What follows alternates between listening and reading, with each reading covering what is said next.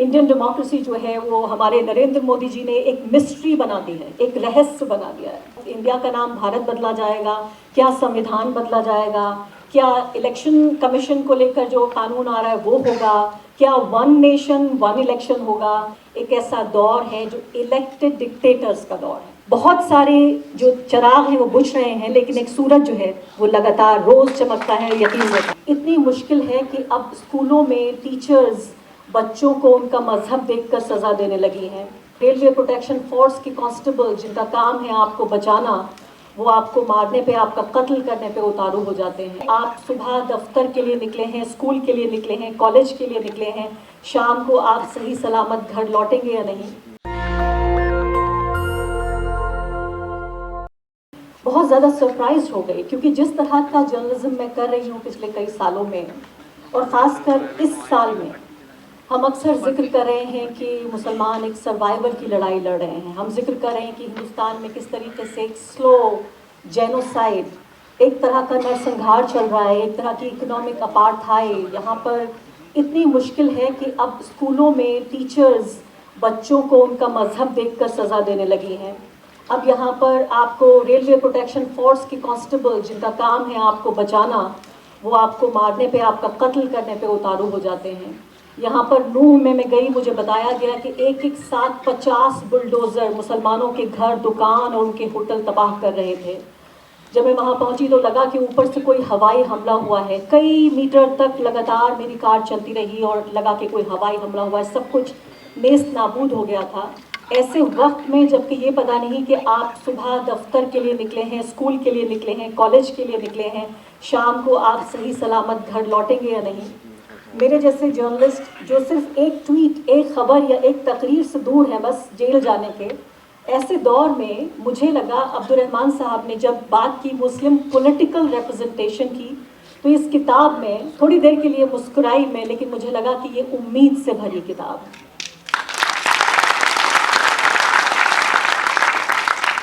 क्योंकि ये किताब सर्वाइवल की बात नहीं कर रही है, ये किताब हक़ की बात कर रही है। ये किताब रहम नहीं मांग रही है, ये किताब जो हमारा है वो हमें दे दिया जाए ये मांग रही है।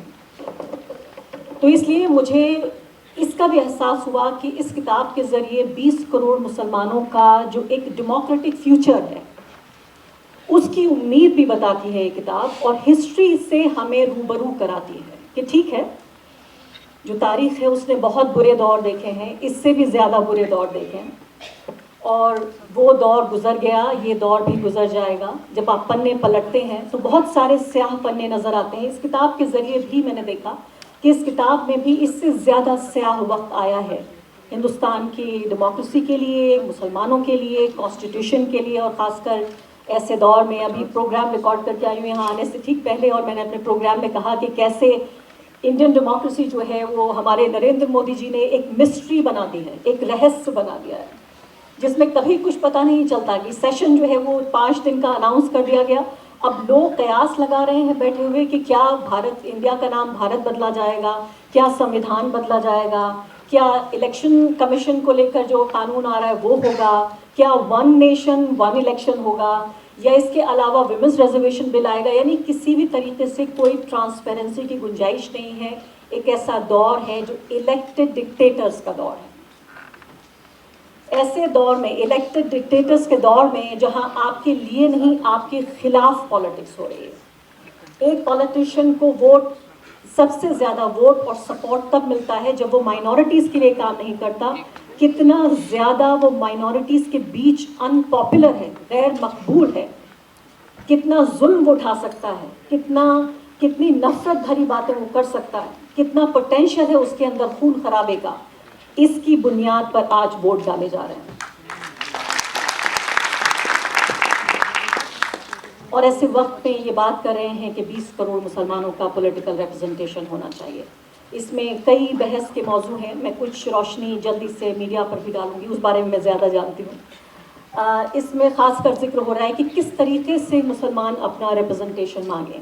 बात हो रही है कि क्या मुसलमान अपनी पार्टी बनाएं, बात हो रही है क्या मुसलमान जो सेक्युलर पार्टी हैं उनमें अपनी जायज़ जो हिस्सेदारी है उसकी डिमांड करें, उसकी मांग करें, بات یہ بھی ہو رہی ہے کہ کیا مسلمان ایک پریشر گروپ کی طرح سیاست سے باہر بیٹھ کر ایک پریشر گروپ کی طرح کام کریں، کیونکہ یہ وہ وقت نہیں ہے، یہ صحیح وقت نہیں ہے جب آپ الیکشن لڑیں، کیونکہ آپ کا چہرہ دیکھ کر ووٹ ادھر تو کم پڑتے ہیں اور ادھر زیادہ پڑتے ہیں، آپ کو دکھا کر پولرائز کیا جاتا ہے ووٹر کو.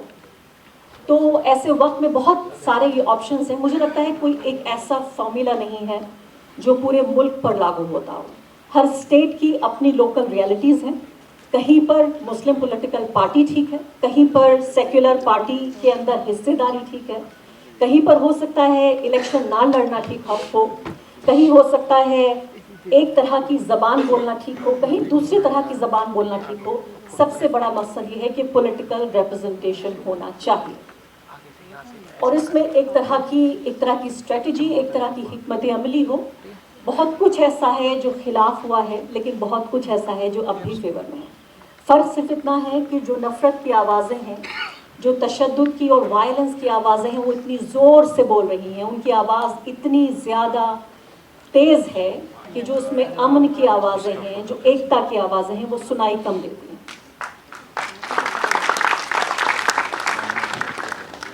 ریپرزنٹیشن بہت ضروری ہے. یہ بات ہم نے ڈاکٹر بھیم راؤ امبیڈکر سے بھی سنی، یہ بات کاشی رام سے بھی سنی نہیں بلکہ دیکھی. اور دلتوں کا حال میں نے دیکھا، خاص کر اپنے اسٹیٹ اتر پردیش میں. میں نے یہ بھی دیکھا کہ جہاں چھوٹے لیول پہ بھی پولیٹیکل ریپرزنٹیشن ہوتا ہے، آپ سمجھیے میونسپیلٹی کے لیول پہ بھی جہاں ریپرزنٹیشن ہوتا ہے، پورے علاقے کو تر و تازہ کر دیتا ہے، پورے علاقے کو جان بخش دیتا ہے. پورے علاقے میں سمجھتی ہوں کہ جو خاص کر جو مارجنلائز طبقے ہیں، ان کے لیے پولیٹیکل ریپرزنٹیشن ان سے بھی زیادہ ضروری ہے جو لوگ اس پوری ریس پہ سوشلی اکنامکلی آگے بڑھ گئے ہیں.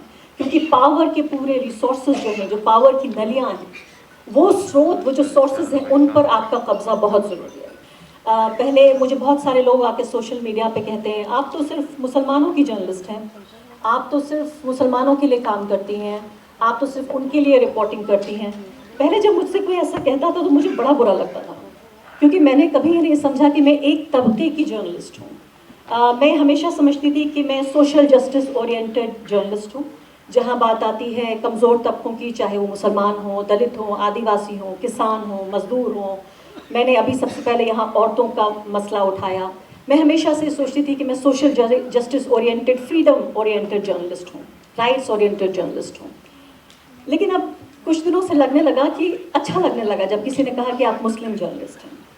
میں سمجھتی ہوں کہ ایک ایسے دور میں جہاں 20 کروڑ لوگوں کی آواز اس طرح دبائی جا رہی ہو کہ جوتا ان کی گردن پہ رکھا ہو، ایسے دور میں 20 کروڑ نہیں، 20 لاکھ یا 2 لاکھ لوگوں کی آواز، ان کی تکلیف، ان کے خواب، ان کی امیدیں، ان کی زندگی، اگر میں انہیں ذرا سی بھی آواز دے پاتی ہوں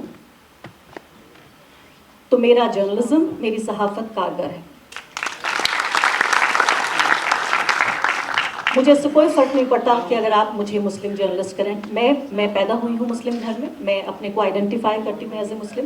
لیکن مجھے لگا کہ شاید ایک باکس میں باندھنے کی ایک کوشش ہے، اور ایک طرح سے مجھے میری جو ایک امیڈیٹ آئیڈینٹی ہے، اور خاص کر ایسے بہت سارے موقع رہے. میں نے ہندوستان کے سب سے سیکولر نیوز روم میں بھی کام کیا ہے، اور ہندوستان کے سب سے سیکولر نیوز روم میں نے بدترین کمیونلزم سہا ہے.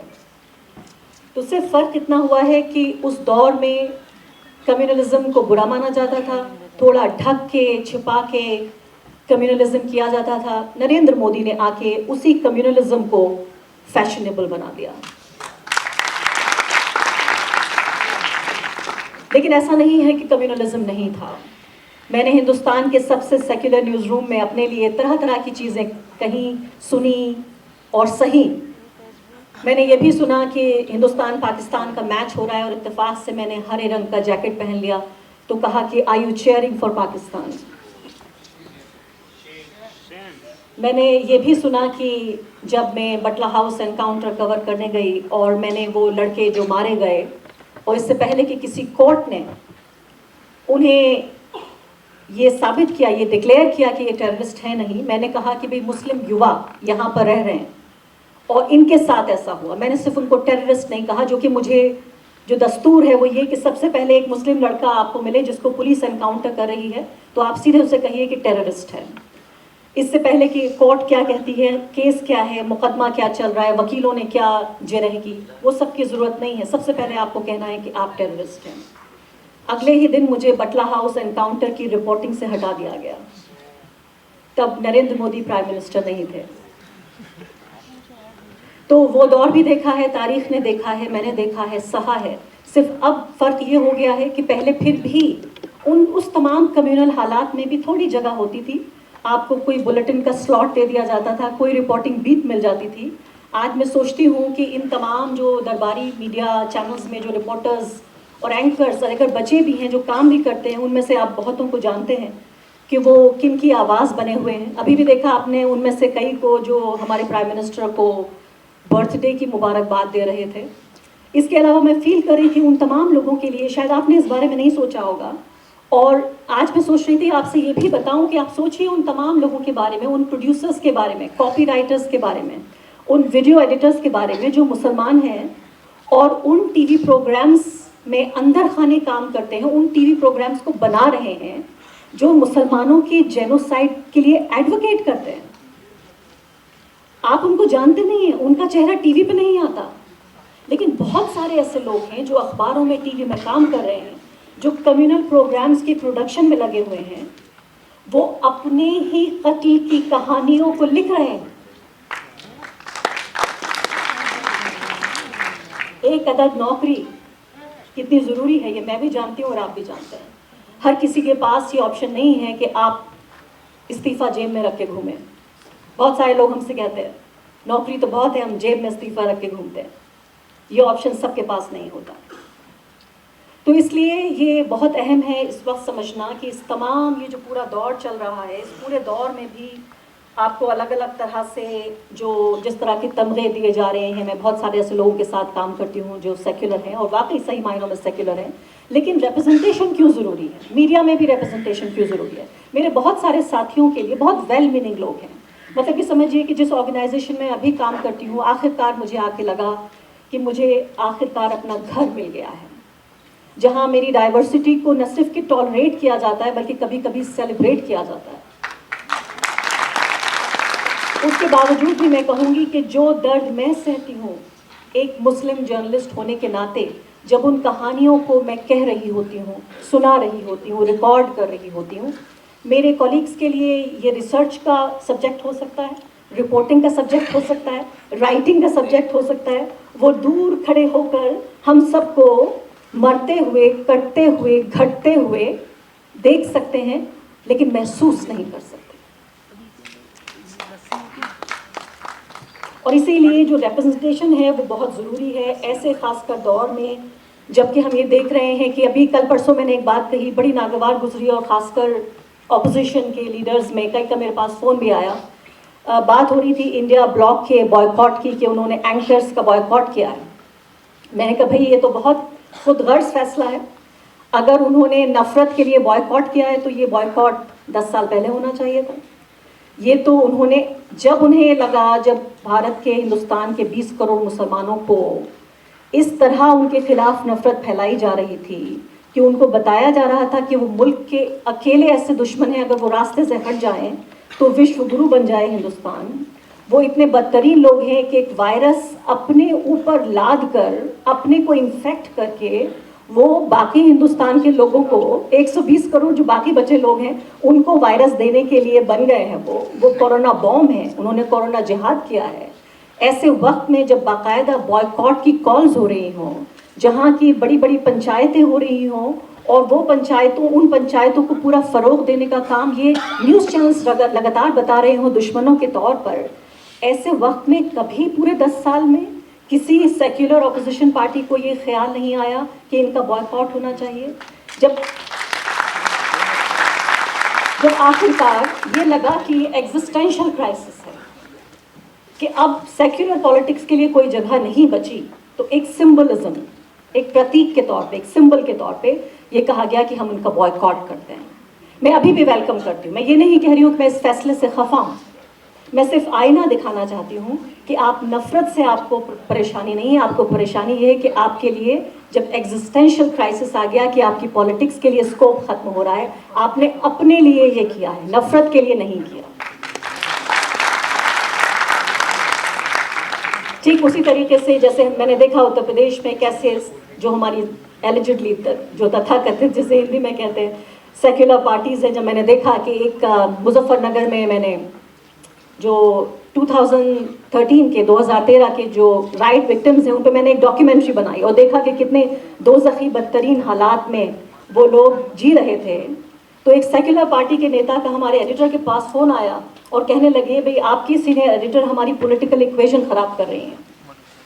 کیونکہ میں نے یہ کہا کہ بھئی 2013 سے لے کے 2017 کے بیچ وہ 4 سال بھی گزرے جب وہ سیکولر پارٹی جو پاور میں تھی وہ ان لوگوں کا خیال رکھ سکتی تھی, ان کو ڈھنگ سے گھر دے سکتی تھی, ان کو ریہیبلیٹیٹ کر سکتی تھی.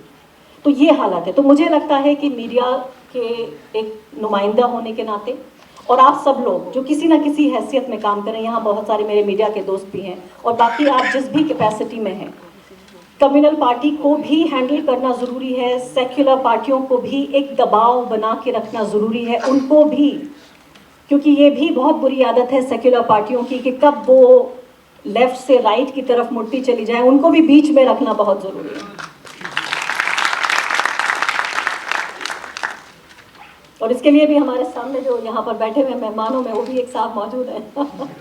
سیکولر پارٹیاں رائٹ کی طرف نہ جائیں, سینٹر تک ہی رہیں. اس کے لیے خیر بہت بہت شکریہ آپ لوگوں کا. میں آپ لوگوں سے یہ گزارش کرتی ہوں کہ اس کتاب کو ضرور پڑھیے اور امید بنا کر اور ساتھ ساتھ امید بچا کر ضرور رکھیے.